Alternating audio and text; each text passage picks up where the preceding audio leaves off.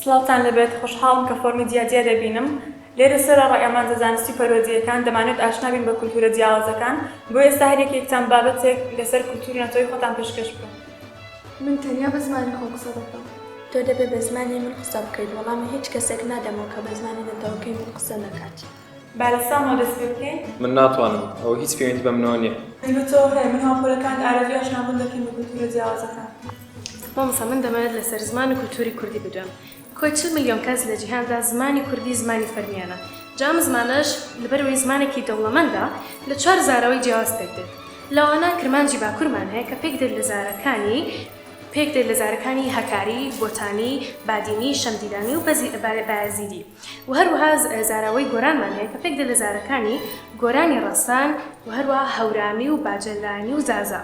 و هەروەها زاراوەی کرمانجی ناوەڕاستمان هەیە کە پێک دێت لە زارەکانی موکری، سۆرانی، ئەردەلانی و گەرمیانی و سلێمانی. و هەروەها زاراوەی کرمانجی باشووریشمان هەیە. لە ڕێی کولتوریشەوە کولتورێکی دەوڵەمەند و هونەرێکی دەوڵەمەندمان هەیە. بۆ ئەم نەخەڵپارکێمان هەیە کە نزیکەی 400 جۆری شای کوردیمان هەیە. سپاس بۆشان. فەرموساڕێک. منیش باسی ئەدەب و کولتوری ئێرانتان بۆ دەکەم. ئێران کشواری سەرزەمینەکانی ئەس لە حافز و فەرهەنگ و ئەدەب و ئاست. زمانی ئەسلی ئێران فارسی است که در این چنین قوم بگیره جمع و شون انداز ملی کردی ترک و آذری.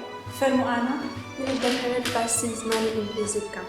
The English language is a West Germanic language originating in England and is the most widely spoken languages globally. It has been characterized by its extensive vocabulary, which has been influenced by numerous languages throughout history, including Latin, French, and German. English utilizes a flexible order and a complex system of grammar, including aspect, tense, and mood. جمعية كولتور زماني عربي تعتبر اسمها اللغة العربية أحد من اللغات الأساسية في العالم، وهي اللغة الرسمية في 12 دولة.